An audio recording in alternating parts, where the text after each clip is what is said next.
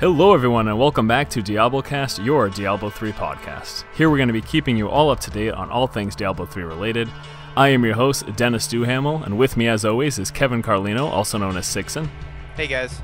And this week we also have a special guest known as ScyberDragon on the Diablo fans forums. We have Tyler Milness. Hey everybody, how's it going? And now, Tyler, this is your first week on the show. Would you mind just telling everyone, the audience, what you do on Diablo fans, what your role is, and what you participate to the community? Yeah, I'm actually the news manager over at Diablo fans. The biggest part for me is writing up articles that go on our front page, getting news from Blizzard, and relaying it back to everybody else. Yeah, and Tyler, definitely a very well-informed gentleman, knows a lot, and we're happy to have him on this week's episode of DiabloCast. So this week we're going to be talking about a few big subjects, nothing relatively new in terms of Diablo 3, but we do have just some basic news updates and discussion on some confusion that some people were having in terms of how the Diablo beta is going to work and everything such as that. So this week we're going to be talking about the Lord of Destruction's influence on Diablo 3. We're going to be taking a look at the Sanctuary Goes to Ire, and this is a actually modification for StarCraft 2 that is based on the Diablo universe. And like I mentioned, we're going to be doing some clarification on the beta release date and the pre-order, and they're also going to be talking about Season 8 of Diablo 2. So let's just go ahead and get things started off with our first topic, which is the Lord of Destruction's influence on Diablo 3. Now, Tyler, you did recently write an article basically going over everything from the Diablo 2 expansion, the Lord of Destruction, that's really starting to show its place in Diablo 3. You mind just going into a little bit of further detail about that? Yeah, no problem. I actually originally got the idea for the article quite a while ago. I was playing through Diablo 2 again and got to Act 5.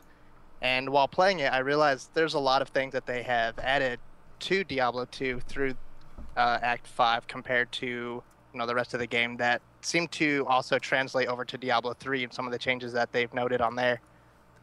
Some of the bigger things that I've noticed is like the environment around where you're actually walking, backgrounds and stuff like that. When you get to Mount Arreat in Diablo 2, you'll see the villages below you, and it actually gives like a sense of that environment as opposed to just a dungeon.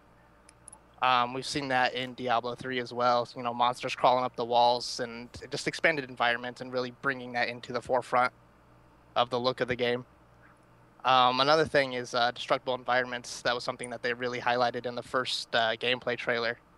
And going back to Act 5, you'll notice there's towers and doors and a bunch of extra stuff environment-wise that you can break compared to before that, where it's just urns and crates and chests and stuff like that.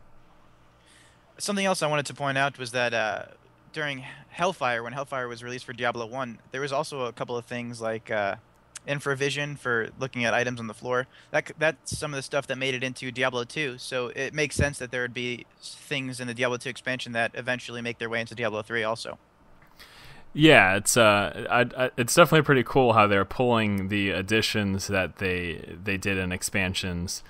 Like you said, on the Diablo 2 expansion, Lord of Destruction, all the things like the more in-depth environments, the larger backdrop, and actually something that was really cool that you mentioned is that a lot of the stuff in the background is now going to be influencing your gameplay in the foreground. I know you mentioned like monsters climbing up the side of walls. That was part of what we saw in the gameplay footage, and I thought that was pretty neat as well. So definitely a really cool aspect that they're going to be incorporating that.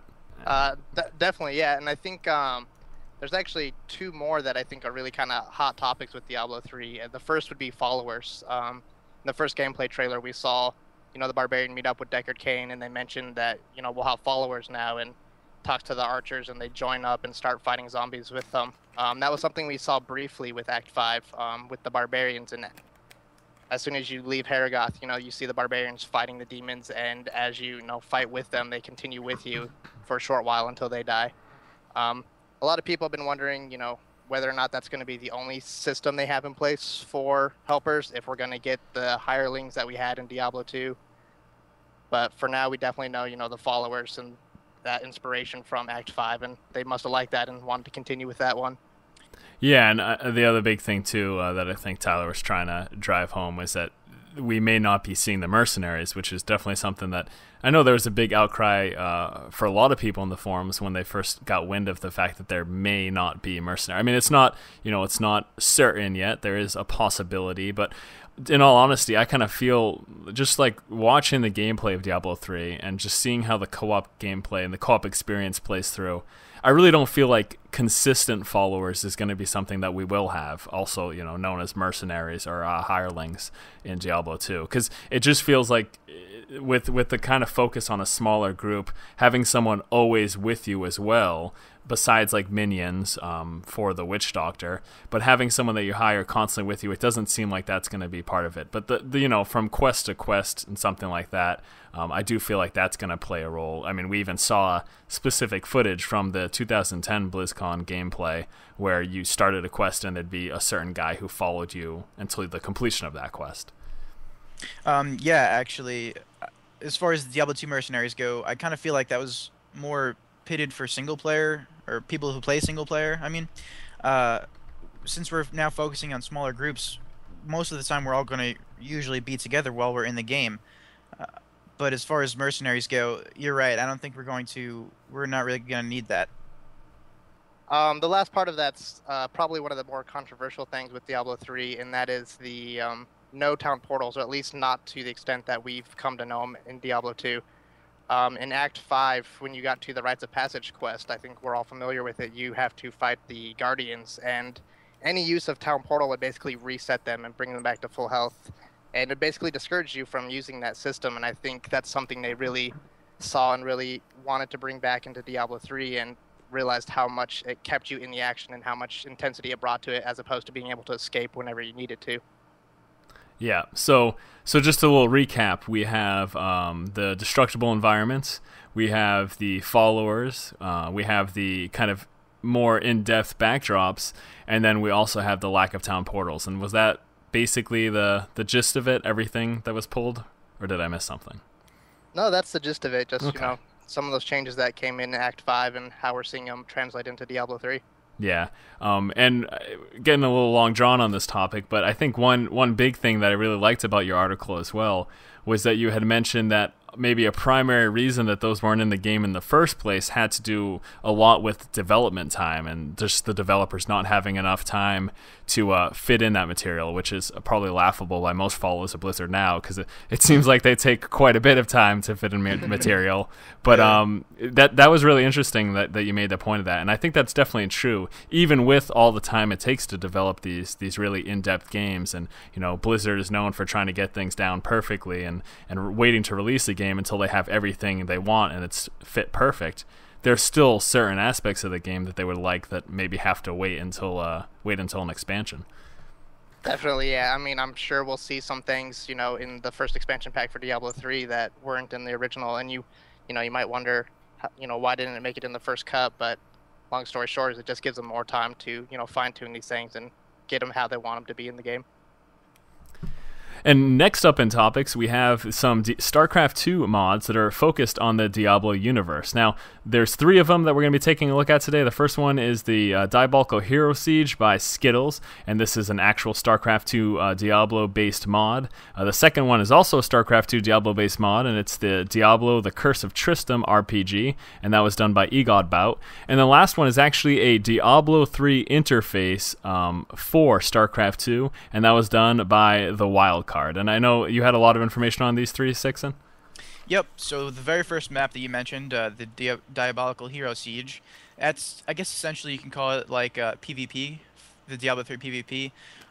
He isn't really remaking Diablo 3. What he's doing is making a hero arena, so he's porting over the classes and the spells for each of the characters, but none of the monsters and stuff like that. The second map we have is the Curse of Tristram, and this is an RPG, except it's also kind of weird. It's not Diablo 1, it's not Diablo 2, it's kind of a combination of both of them. So the game takes place in Tristram, but you play as the Diablo 2 characters, and it has like a brand new storyline. I'm guessing it's kind of like the Diablo 2 characters go back to Tristram. I know that we did in the classic Diablo 2 game, but this kind of gives us more of a reason to go back, I guess. Something happened, bunch of stuff went wrong, and the very first thing is we go back to the Tristram Cathedral. And then the Diablo 3 UI that you were talking about is actually pretty cool. This guy, the Wild Card, what he did was he took the interface from the many videos we've seen and ported it to StarCraft 2. So now people can use this interface in their maps if they would like to. So if anybody wants to make some kind of map, they can do it with this. Other than that, there's just kind of some cool miscellaneous stuff that I wanted to point out, like the Diablo Marine avatar. Basically, it's just what it is. It's a Diablo Marine, so it's kind of like a Marine hiked up on steroids. There's a decal, which is it's kind of like a tattoo, I guess. It goes onto all of your units. It's the Diablo skull, which is pretty sweet. There's an Easter egg in the StarCraft 2 campaign. It's mini Diablo. He's kind of just hanging out in one of the lava levels. And then we've got a kind of a throwback to Deckard Cain. There's an achievement called Stay a While and Listen. Yeah, so a whole bunch of influence obviously seen in StarCraft 2 from the Diablo universe, which is pretty cool. And just clarification, these StarCraft 2 Diablo 3 mods that we're talking about, those aren't yet available, right? They're still kind of works in progress. Is that true? Or the first one is kind of like an early alpha. The second one, I know eGodBout has been doing some beta tests publicly. So we like to hang out in the Diablo channel on StarCraft 2. So for anybody that's interested, go ahead and just hang out there if you want to do some Diablo chat or whatnot. Nice, very cool.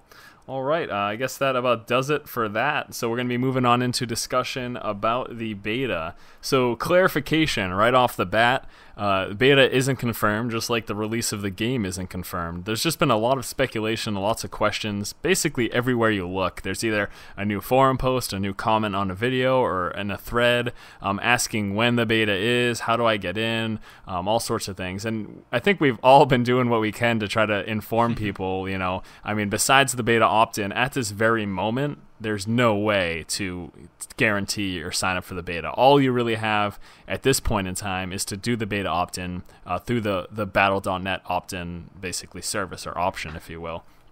Now, questions as to the beta start date.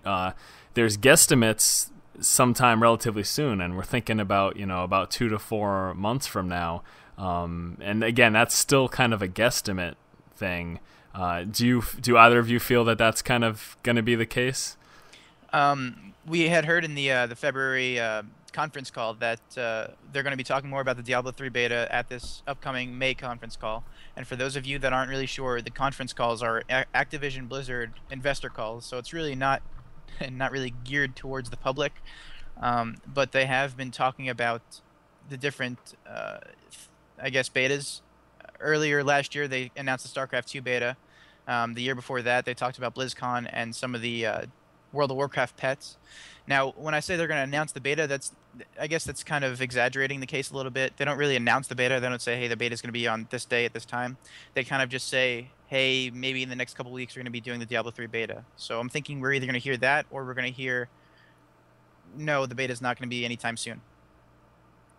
And just to clarify on a couple things that have been said, I know a lot of people at BlizzCon last year with Jay Wilson, he did talk about beta's release, and he was saying that they plan on it being 6 months before the release of the actual game. As we know of right now, they want to get it out by the end of this year. So, I mean, if we're going by that and we're going with 6 months before the release, then we can only assume that end of June is probably the latest that we'll hopefully get beta. Yeah, and I think that's the most important thing for people to realize. We're not kind of pulling these numbers out of our ass. It's not just like random things that we want to say just for the hell of it. It's based off of just basically the common knowledge that we have, and that's just kind of what we're working with, you know? I mean, it's like you just mentioned, Tyler, it's going to be, they're trying to release the game in 2011, right? So if they're trying to get it out by the December 31st of 2011, that means that by midsummer, the beta would have to start if they're still on that timeline. So I guess that's kind of further clarification. If for some reason we reach midsummer and the beta hasn't started, then obviously the game's not coming out this year, right? I mean, that's basically what we're going to be looking at. And in terms of the conference call and why we're putting so much weight on it, I know that you, Kevin, were heavily involved in, you have the StarCraft 2 replay sites that you do. And I know that you had some beta key access for the StarCraft 2 beta. And wasn't that based off of a conference call as well? And that's kind of why we're pulling that as being a possibility for Diablo 3? Yeah, exactly. Shortly after they did the conference call, they had given access to the press sites, or fan sites, I guess you can call them. And then a couple weeks later, I think it was between 2 and 3 weeks after the call, StarCraft 2 beta went live. Yeah, so I mean, fingers crossed. That's kind of what we're hoping for here in that same vicinity. If it's what they do in fact announce, then hopefully it'll be within that time frame as well. And then also something else really big that we should mention as well is talking about the release date and pre-orders, because I've seen, ass loads of comments. So many people have just been saying, "Oh, guys, I found out the secret leaked release date from Walmart." Like, that's not a reliable source of information. Yeah. I'm sorry, Walmart is not where you want to be looking. So release dates, Kevin. What are the release dates that everyone's seeing for their pre-orders? So some of the dates that I've seen over the past couple of years have even been like last year and the year before, and these stores kind of just move them up as the game isn't being released. So I mean, obviously Walmart and GameStop and stores like that are kind of giving away release dates or pre-orders. Well, pre-orders, yes, you can pre-order the game, but the shipping date and the release date that they're giving, that's just kind of a placeholder. It's not really anything concrete what they're doing. And this is what I've seen a Walmart employee comment on one of these dates, was that they're just kind of gouging how many pre-orders they're going to be taking. So I mean, it's nothing more than just a statistic for them to go off of. And yeah, and I think, knowing Blizzard by now, I'm actually surprised that so many people still find these sayings and think that they found, the golden ticket to when the game's going to be out. I mean, really, it just all comes down to waiting for Blizzard to say something. There's really no reason to hunt and peck, because Blizzard's going to be the first people to know when the game's going to come out anyway. Yeah, and it's absolutely baffling to me, because I think months ago I've been releasing videos saying, consistently I've been releasing videos touching on the beta here and there and being like, in the release of the game, and saying that we're not certain, anything that's up has just been guesstimates. And then like 2 hours ago I got a comment on one of my videos that says, "Guys, I know when the release date's gonna be.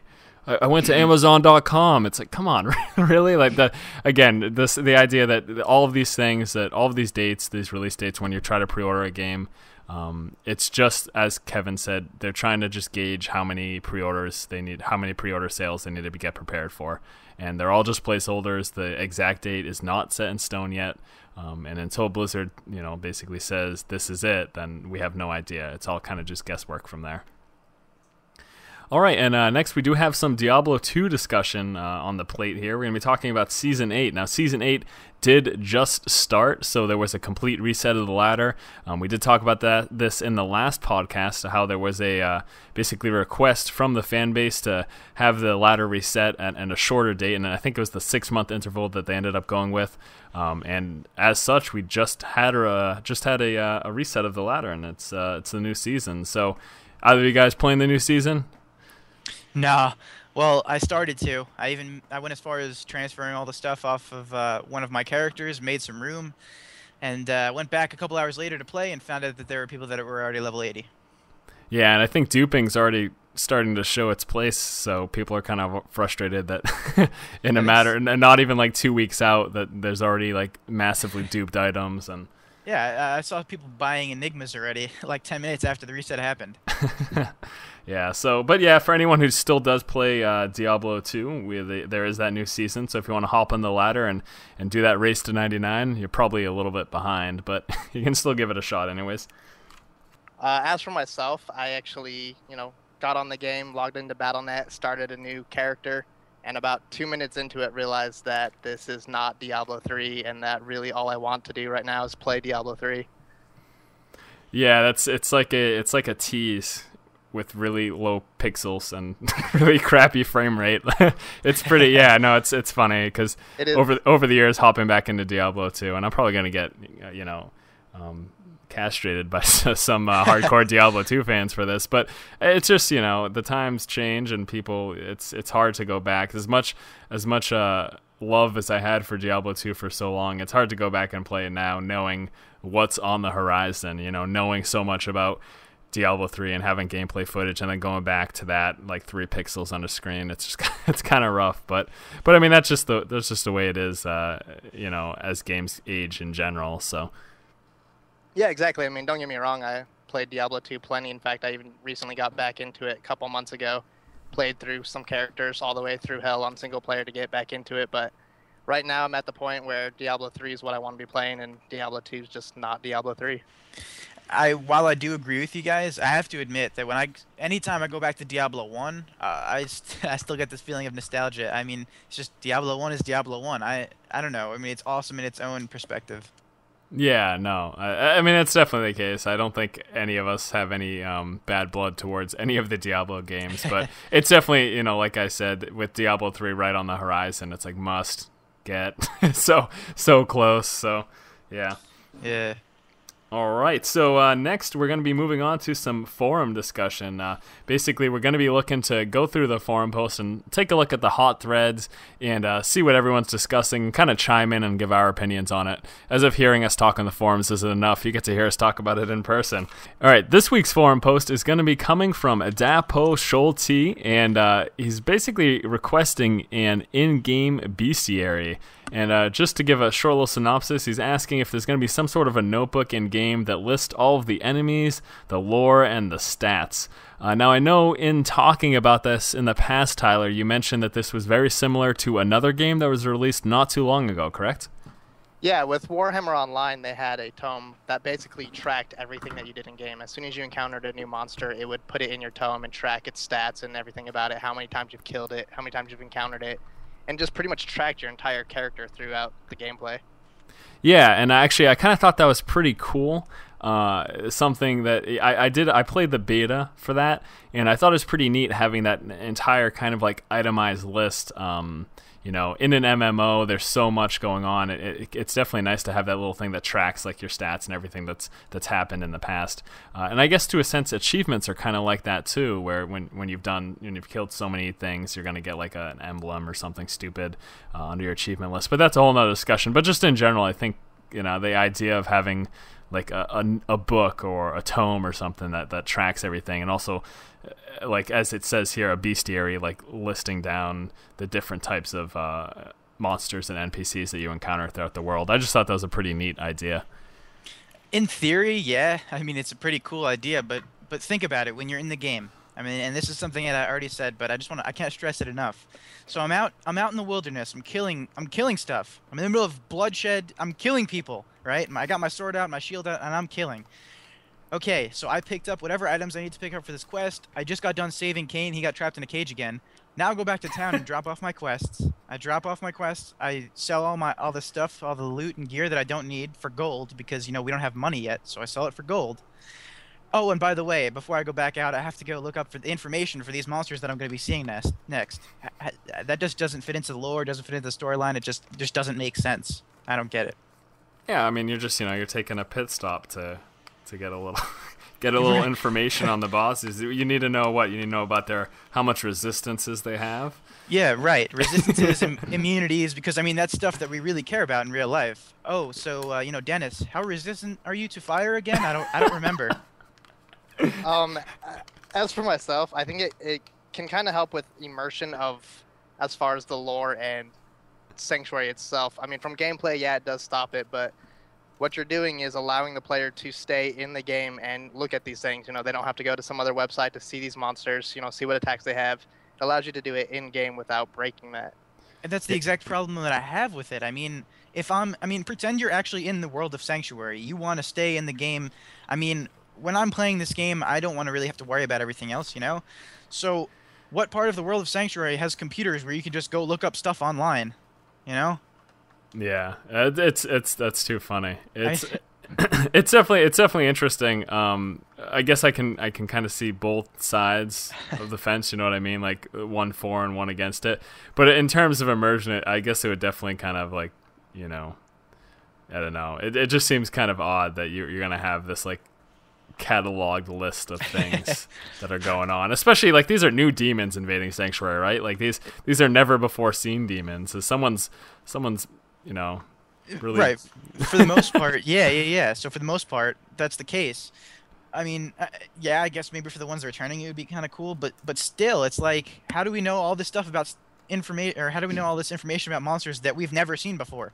You know? Yeah.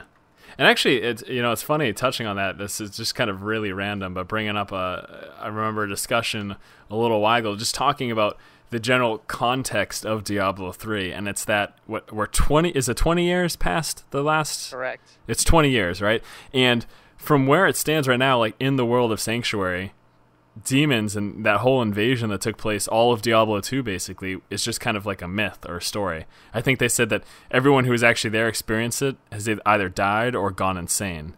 So no one really even believes in demons. So the idea that people don't even believe in these things, but there's like an encyclopedia of them, those two things really don't coincide.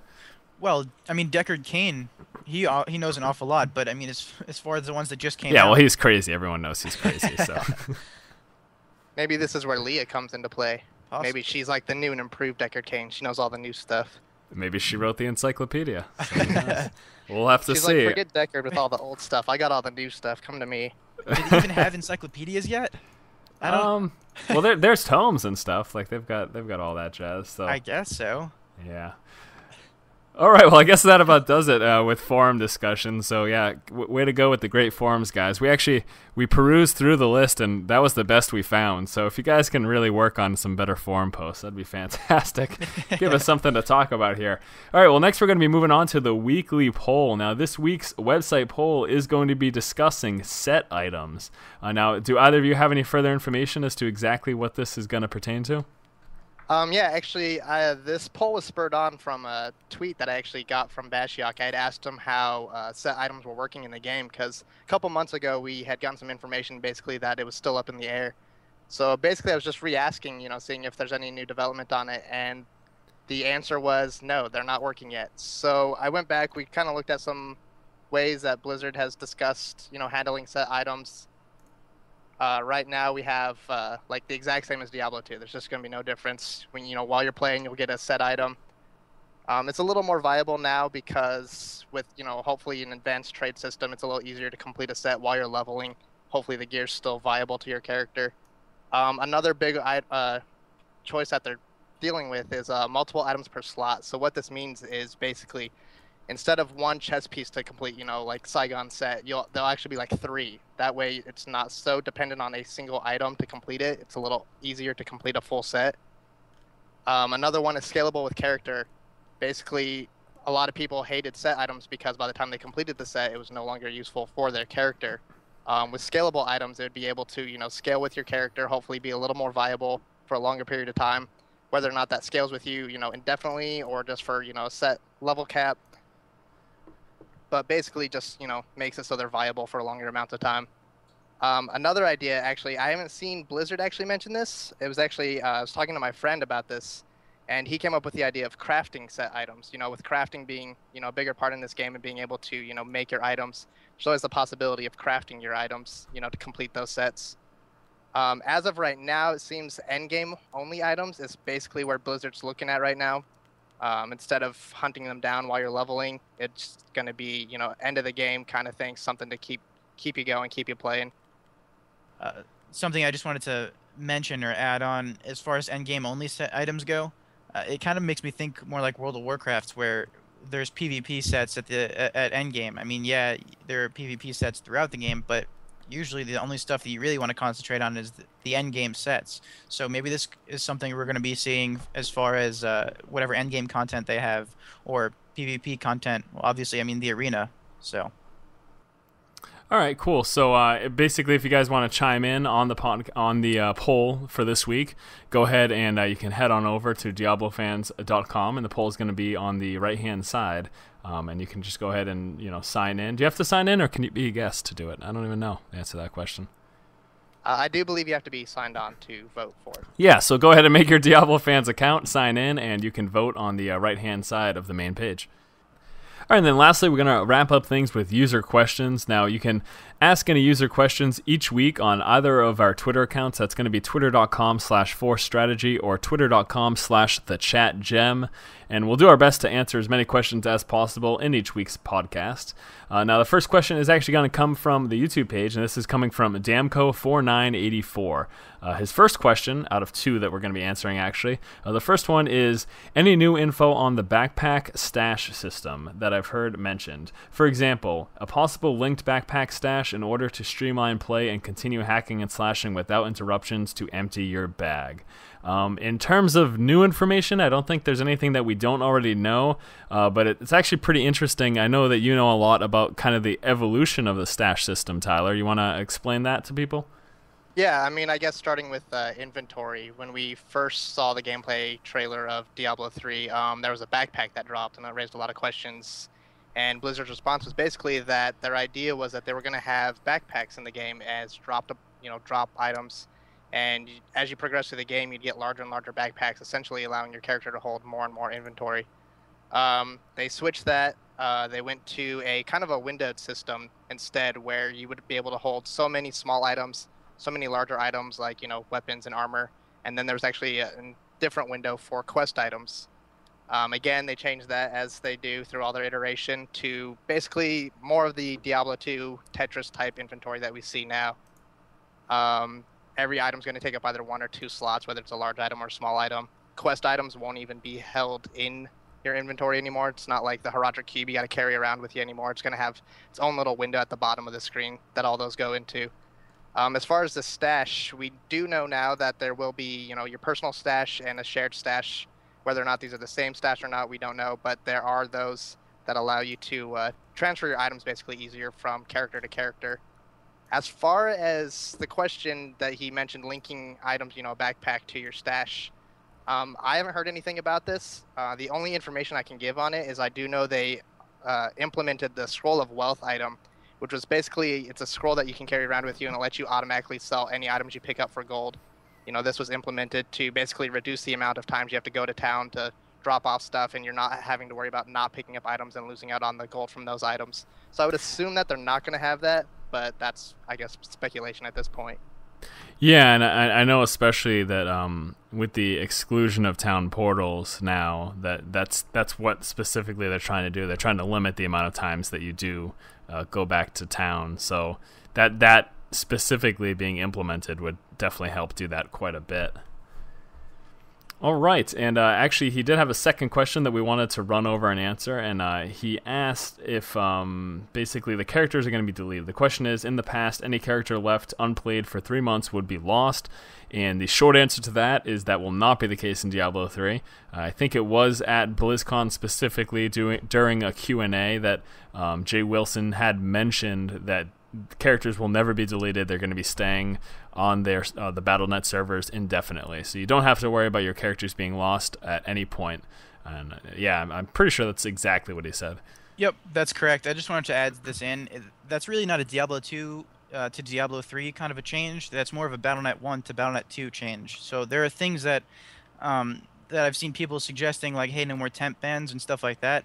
That's not something that regards to Diablo 3, or Diablo 2, sorry, that's Battle.net 1, that's the problem. So some of those multiplayer only kind of things that you might find on Battle.net, a lot of that stuff's going to be changing with this Battle.net 2 interface. All right, and the next question comes as well from Facebook from Mike S., and his question is, this question may be somewhat detailed, but bear with me. Do you think that Deckard Cain will become more of an NPC in the next game, and perhaps you'll have to fight him in the final act as a boss? And if that's the case, would you then suspect that people would create games named things like Walking Cain 01? So he wants to know if we're going to be fighting Deckard Cain as the final boss, and I don't know, I'll let one of you guys take this away. Well, there's definitely some differences in Cain this time around, as we learned from the Michael Goff interview. Yes, Goff. Yeah. Oh yeah, that's right. I'll clear the air specifically. I got an email from him letting me know that it's not Go, it's Goff. He's a really friendly guy, but he just wanted to let me know. So yes, Michael Goff is indeed his name. Right. So we did this interview with Michael Goff about a week or two ago, and we found out that Deckard Cain has a lot more on his plate emotionally this time around. I mean, yeah, he has this stepdaughter of his, or adopted daughter, or whatever, Leia. So Cain is changing. He's older. He's different. He's still the Cain that we've come to know and love. You know, the humorous kind of irritatable, or irritated, I guess you could say. So I personally don't think that he's going to end up being the end game boss. We'll probably end up seeing Diablo or one of his brothers or something again, especially with the expansions coming up pretty soon, or not pretty soon, but probably following thereafter. I don't think Kane is going to be an end boss, though it would be pretty cool to fight alongside him. I mean, I don't know. What would he do? Well, I don't know. Actually, I don't know anybody that hasn't seen Star Wars, and when Yoda popped out his little lightsaber and started beating stuff up, I thought that was so badass. Yeah, yeah, maybe Kane. Yeah, I'll admit the Yoda fight was pretty cool, but I mean, to see Deckard Cain fighting against, I mean, any demons with his little cane to me would just be a little too comical, I guess, for Diablo. For all we know, though, I mean, maybe he's, just been keeping things under wraps, and we don't know. Maybe it will be the case that we're fighting Deckard Cain like a boss. Like a boss. All right, well, I guess that pretty much does it for questions this week. So once again, thank you guys so much for listening to this episode of DiabloCast. Stay tuned next week. Don't forget to head on over to DiabloFans.com to vote for the poll of the week. And again, if you have any user questions, you can send them to either one of our Twitter accounts.